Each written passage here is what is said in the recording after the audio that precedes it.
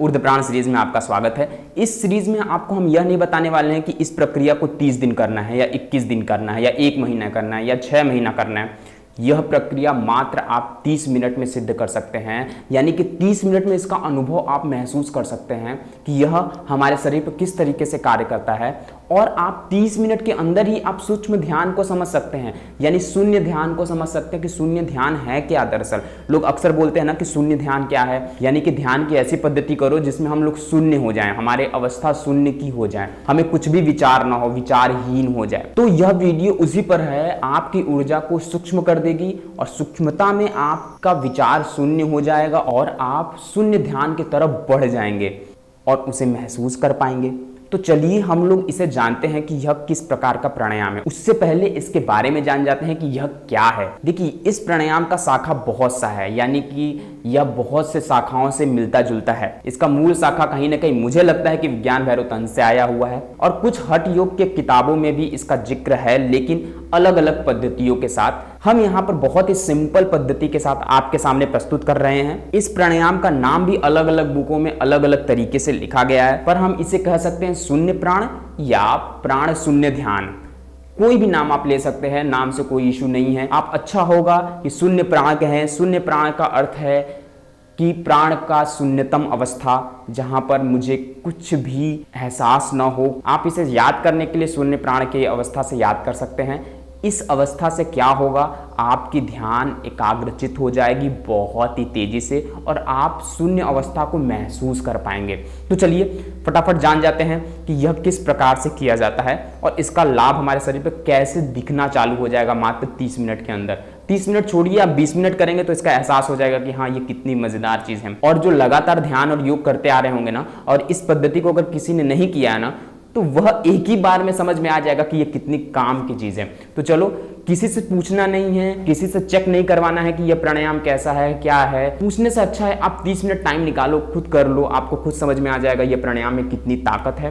क्या यह हमारी एकाग्रता को 30 मिनट के अंदर ही शून्य ध्यान के ओर ले जा सकता है, हमें महसूस करा सकता है, उस ध्यान को, उस शून्यता को महसूस करा सकता है। आप खुद भी इसे देख सकते हो। तो चलिए इसके कुछ कंडीशन जान जाते हैं। इसे करने से पहले क्या करना होता है। देखिए, इसे करने से पहले आपका पेट 3 घंटा पहले खाली होना चाहिए, और ऐसा भी नहीं कि पूरी तरीके से पेट खाली हो। पूरी तरीके से खाली मतलब पेट बहुत दुख रहा है भूख के कारण, आपको भूख बर्दाश्त नहीं हो रहा है और इसके बाद आप प्राणायाम कर रहे हैं, ऐसा भी बिल्कुल नहीं करना है। नॉर्मल सा 3 घंटे का ब्रेक रखना है। 3 घंटे का जब ब्रेक रखेंगे तो आपका पेट खाली रहेगा और आपको भूख भी नहीं लगा रहेगा। दोनों कंडीशन यहाँ पे याद रखना है। आपको भूख भी नहीं लगा होना चाहिए, यानी बहुत ज्यादा भूख नहीं लगा होना चाहिए कि मुझे भूख लगा है। और दूसरा कंडीशन ये कि पेट खाली भी होना चाहिए, यानी कि सिंपल सा है कि आपको 3 घंटे का गैप देना है, बस 3 घंटे का गैप देंगे, सब बराबर है। और सबसे अच्छा ये होगा कि आप ब्रह्म मुहूर्त में इसे करें। रात में खाना खाएं, सुबह उठने के बाद 3 से 6 के बीच में अगर आप इसे करेंगे तो बहुत ही जल्दी से आप इसे सिद्ध कर पाएंगे और समझ पाएंगे कि यह किस तरीके से कार्य करता है। और अगर आप रात्रि में इसे करते हैं तो 3 घंटे का गैप आप अवश्य दें। इस प्राणायाम को करने से पहले आप अपने हाथ मुंह को अच्छे से धो लें। हाथ मुंह अच्छे से क्यों धोना है? क्योंकि अगर आप हाथ मुंह धो लेंगे तो आप थोड़ा रिलैक्स हो जाएंगे, थोड़ा फ्री हो जाएंगे। तो हाथ मुंह तो कभी भी पढ़ने से पहले भी अगर हाथ मुंह धो के अगर आप पढ़ने बैठेंगे तो आपका कंसंट्रेशन अच्छे तरीके से बनेगा। अब आपको क्या करना है, किसी एकांत जगह का चयन करना है। एकांत अर्थात बहुत ज्यादा शोरगुल वाले जगह नहीं होना चाहिए, ऐसा जगह हो जहां पर शांति बना हो, वहां का चयन कर ले और नीचे पूष का आसन बिछा ले। अगर आपके पास पूष का आसन नहीं है तो आप जाके खरीद सकते हैं, बहुत ज़्यादा महंगा नहीं मिलता है, 50 रुपये के अंदर आपको पूष का आसन मिल जाएगा। और ये बहुत ही अच्छा होगा, आपके पूजा के लिए भी बहुत अच्छा होगा, ध्यान के लिए भी अच्छा होगा, योग के लिए भी अच्छा होगा। वैसे योग के लिए योगा मैट आजकल आ गया, लेकिन उसका कोई मतलब नहीं है, वो बेफजूल का योगा मैट है, मैंने भी खरीद के रखा है, लेकिन उसका कुछ शरीर पर उचित प्रभाव नहीं पड़ता है। अब ठीक है, कुछ नहीं है तो योगा मैट लोग यूज कर लेते हैं, बट ध्यान के लिए, पूजा के लिए आप पूछ का आसन खरीद लो, सबसे बेस्ट है, ठीक है। और प्राणायाम के लिए भी बहुत अच्छा है। तो पूछ का आसन आप बिछा लो, और जिसे पूछ की आसन ना मिले ना, कोई लकड़ी बिछा लेना नीचे, और उसके ऊपर आप कोई भी मुलायम गद्देदार कपड़े बिछा लेना आप, जिस पे आप आराम से बैठ सकें, ठीक है। कोई एक तख्त बिछा लेना नीचे जमीन पर आप लोग, जो लकड़ी का हो, और इसके बाद कोई मुलायम कपड़ा बिछा लेना जिसमें आप बैठो तो आपको गड़े ना वो। अब इसे कैसे करना है, यह प्राणायाम बिल्कुल अनुलोम विलोम की तरह है, बस इसमें कुछ चीज़ों को ध्यान में रखना है। देखिए, अनुलोम विलोम प्राणायाम में क्या करते हैं, एक नाक से श्वास लेते हैं, रोकते हैं, दूसरे नाक से छोड़ देते हैं, ठीक। अब आप किसी भी तरीके का प्राणायाम कर सकते हैं, यानी कि आप सीधे नॉर्मल श्वास भी ले सकते हैं, रोक सकते हैं और छोड़ सकते हैं। आप ऐसा भी कर सकते हैं, या तो आप अनुलोम विलोम प्राणायाम भी कर सकते हैं। हम दोनों करके बताएंगे कि किस तरीके से हमें कहां पर किस तरीके का ध्यान देना है। देखिए, सबसे पहले अनुलोम विलोम जब आप प्राणायाम कर रहे हैं या कोई भी प्राणायाम कर रहे हैं, सूर्यभेदी प्राणायाम कर रहे हैं या फिर शीतकारी प्राणायाम कर रहे हैं, कोई भी प्राणायाम आप कर रहे हैं, उसमें एक चीज का ध्यान रखना है, प्राण की शून्य अवस्था का ध्यान रखना है। एग्जाम्पल के रूप में जैसे अनुलोम विलोम प्राणायाम कर रहे हैं आप, तो प्राणायाम करने के लिए आपको श्वास अंदर की तरफ खींचना है, यानी एक नाक को बंद करके दूसरे नाक से श्वास को खींचना है। फिर आप क्या करते हैं, श्वास को रोकते हैं। फिर आप क्या करते हैं, श्वास को छोड़ते हैं। फिर श्वास को लेते हैं, फिर रोकते हैं, फिर छोड़ते हैं। ये एक प्रक्रिया है, लेना रोकना छोड़ना, लेना रोकना छोड़ना। अब आपको क्या करना है यहां पर कि जब आप श्वास को ले रहे हैं, ठीक, जैसे कि एग्जाम्पल के रूप में, अब जब आप श्वास को रोकते हैं तो उस अवस्था को रोकना नहीं है, यानी कि आप मेरे हाथ को देखो, जैसे आप समझ लो ये श्वास अंदर की तरफ जा रही है, ठीक, तो ये श्वास अंदर की तरफ जा रही है।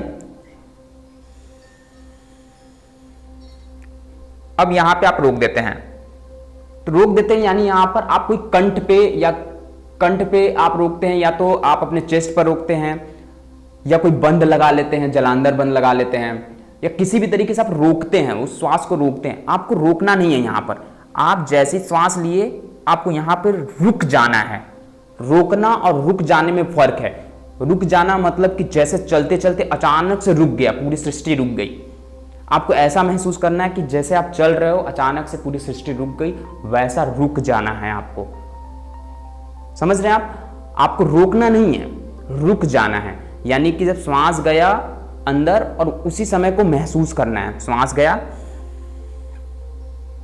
कोई बंद नहीं लगाना है, बस रुक जाना है। मतलब श्वास आप अंदर भी आ सकता है, बाहर भी जा सकता है। बंद लगा लेते हैं यानी कंठ को रोक देते हैं, या फिर श्वास को जब आप लेते समय अंदर आप उसको बांध देते हैं कि वो बाहर की तरफ नहीं निकल सकता है। आपको बांधना नहीं है, बस श्वास को लिए रुक गए आप यहां पर। जितने देर रुक सकते, बहुत ज्यादा नहीं रखना है आपको, श्वास की बहुत देर तक रुकना है नहीं, ऐसा नहीं है। आप अगर सूक्ष्म रूप में भी रुके ना, 1 सेकंड के लिए भी रुके, बस उसी समय को महसूस करना है आपको और कुछ नहीं। श्वास लिए, और इस अवस्था में क्या होगा, इस अवस्था में आपको ऐसा महसूस होगा कि सब कुछ आसपास में रुक गया है, मतलब सब कुछ स्लो मोशन में हो जाएगा। ये उस अवस्था को आपको महसूस करना है। श्वास लिए, रुका, और जैसे ही आपको लगे कि अब श्वास निकलने वाला है, मतलब छोड़ने वाला है, अब खत्म हो गया है हमारे क्षमता, तो आप दूसरे नाक से धीरे धीरे श्वास को निकाल दीजिए। और जब निकालते समय और जब लेते वाले समय है, यानी जब जहां आप छोड़ रहे हैं और इसके बाद जहां से आप ले रहे हैं, उस अवस्था को ध्यान रखना है। यानी कि जैसे मान लीजिए हम श्वास बाहर निकाल रहे हैं, यहां निकला, अब यहां से जैसे ये मुड़ के वापस लेने की अवस्था आ रही है, उस अवस्था को ध्यान में रखना है, यानी उस अवस्था पर ध्यान लगाना है आपको। यही है शून्य प्राण ध्यान, यानी प्राण शून्य। इस अवस्था को अगर आप ध्यान में रखेंगे ना, तब आपको शून्यता का एहसास होगा। अगर आप अनुलोम विलोम प्राणायाम नहीं करना चाहते हैं तो आप नॉर्मल सीधा बैठ कर भी इसे प्राणायाम कर सकते हैं। आप किसी व्यवस्था में बैठ जाइए, श्वास को अंदर की तरफ लीजिए, जैसे अंदर की तरफ श्वास जा रहा है, अब जैसे यहां पे होल्ड करने वाले हैं, आप श्वास को होल्ड मत करिए, बिल्कुल स्थिर कर दीजिए श्वास को। यानी कि श्वास नहीं अंदर आ सकता नहीं बाहर जा सकता है। अगर आप प्राणायाम करते होंगे तो आपको ये बात पता होगी कि श्वास को अंदर ले जाके आप होल्ड करते हैं, पकड़ते हैं श्वास को। नहीं, आपको पकड़ना नहीं है, यहां पर श्वास को क्या करना है, अंदर ले जाना है, होल्ड ना करके स्थिर हो जाना है। यानी अपने शरीर को पूरी तरह स्थिर कर दीजिए, आप रुक जाइए। ना श्वास अंदर आ सकती है ना श्वास बाहर जा सकती है। मतलब आप एक्स्ट्रा कोई फोर्स नहीं कर रहे हैं, आप अपने शरीर को रोक दे रहे हैं, अपने दिमाग को रोकने की कोशिश कर रहे हैं, अपने शरीर की कोशिकाओं को रोकने की कोशिश कर रहे हैं। आप 1 सेकंड के लिए रुक जाइए बस। और ये जब मुड़ रहा है यहां से, यानी मुड़ना मतलब श्वास जब बाहर वापस से आएगा, ये अंदर गया और यहां से जब वापस आया, बस आपको ये अंदर जाने वाली प्रक्रिया, और जब यहां पर जा रहा है इस वाले स्थान पर ही ध्यान रखना है, यानी कि अंदर श्वास गया और ये जब मुड़ रहा है और यहां से आ रहा है तो इस चीज को ध्यान में रखना है जैसे ये मुड़कर वापस आ रहा है। यही शून्य ध्यान के तरफ आपको लेकर जाएगा। और ये मात्र आप अगर 30 मिनट करेंगे ना तो आपको ऐसा लगेगा कि आप कितने लंबे समय से ध्यान कर रहे हैं और आप एक सूक्ष्म ध्यान की तरफ आप बढ़ जाएंगे। आपको बहुत ही अच्छा महसूस होगा, किसी से पूछने की ज़रूरत ही नहीं है। आप अगर बहुत ज़्यादा तनाव में हैं तो भी आपका तनाव बहुत जल्दी दूर हो जाएगा। आपको किसी भी चीज़ की प्रॉब्लम है ना तो आप बहुत ही जल्दी इससे रिलैक्स पा सकते हैं। और ये बहुत ही कमाल का प्राणायाम है। श्वास को लेना है, आप अनुलोम विलोम में कंफ्यूजन भी हो सकता है, आपको हाथ रखना है, ऐसा रखना है, मत रखिए आप हाथ, नॉर्मल आप बैठे रहिए, सीधा श्वास लीजिए, रुक जाइए, रुक जाइए, रोकना नहीं है, रुक जाइए, मतलब श्वास लेने के बाद रुक जाइए यहाँ पे और इसको महसूस करिए और फिर श्वास छोड़िए, फिर लेने से पहले रुक जाइए, यानी लेने से पहले की अवस्था को ध्यान में रखना है और छोड़ने से पहले की अवस्था को ध्यान में रखना है, यानी उसके बीच वाले की अवस्था को। यानी यहां से श्वास, समझिए यहां से श्वास चल रहा है तो यहां से चलते समय उस चीज को डीपली महसूस करना है कि यह कैसे चल रहा है और वहां पर रुक कर 1 सेकंड का ध्यान रखना है कि वो कैसे महसूस हो रहा है। यानी अपने शरीर की कोशिकाओं, अपने आत्मा, अपने सभी चीज़ों को 1 सेकंड के लिए रोक दीजिए। रोकने के बाद जब वो ऊपर की तरफ बढ़ रहा है और जब ये घूम के वापस छूटने वाला है, उस पोजीशन को 1 सेकंड के लिए सूक्ष्मता की ओर रोक कर देखिए और फिर धीरे धीरे धीरे धीरे छोड़ दीजिए। मात्र आप इसे 30 मिनट तक करेंगे। 30 मिनट छोड़िए, आप इसे 20 मिनट कर कर देखिए, आपको कितना ज़्यादा इसका इफेक्ट समझ में आता है। आपकी पढ़ाई बहुत ही ज़्यादा इंप्रूव हो जाएगी, आपकी सोचने समझने की क्षमता बहुत ही ज़्यादा इंप्रूव हो जाएगी। हमने बहुत सी टेक्निक आपको बताया है ध्यान के लिए, योग के लिए, प्राणायाम के लिए कि आपको इतने दिन करना है, इतने दिन करना है। ये सबसे शॉर्टकट है अगर आपको प्राणायाम और ध्यान में सूक्ष्म ओर की तरफ कदम बढ़ाना है, यानी सूक्ष्मता की ओर जाना है। तो आई होप आपको यह वीडियो अच्छे से समझ में आ गई होगी। इसमें अगर कोई भी कंफ्यूजन हो आप कमेंट में पूछ सकते हैं, मुझे समय मिलेगा आपका आंसर अवश्य दूंगा। वैसे हम सभी लोगों का आंसर देते हैं, जितने लोग भी कमेंट करते हैं, कोशिश हमारी यही रहती है कि हम सबका आंसर सही सही दे सकें। तो आपको हमारा यह वीडियो कैसा लगा और आप इसे कर कर अपना अनुभव जरूर हमें शेयर करना, ताकि बाकी लोगों को यह समझ में आए कि इसका इफेक्ट सच में पड़ रहा है या नहीं पड़ रहा है। और दूसरों लोगों को ये जानने की कोशिश भी नहीं करनी कि दूसरों को इफेक्ट पड़ रहा है कि नहीं पड़ रहा है। आपको अब 30 मिनट का टाइम तो अवश्य मिल जाएगा, आपको बस 30 मिनट का टाइम निकालना है। 30 मिनट का आप टाइम निकाल लो, इसके बाद आप देख लो आपके शरीर पर कितना इसका इफेक्ट आ रहा है। बहुत ही मज़ेदार प्राणायाम है, बहुत ही अच्छे तरीके से आप एक ध्यान और एकाग्रता में डूब जाएंगे। देखिए ध्यान और एकाग्रता दोनों अलग अलग चीज़ें हैं, ठीक है, इसमें आप कंफ्यूजन मत होना। ध्यान से एकाग्रता आती है और एकाग्रता से फिर ध्यान बढ़ता है, ठीक है। इसके बारे में हमने वीडियो बना दिया है, अगर आपको देखना है तो आप जाके देख सकते हो उसे भी।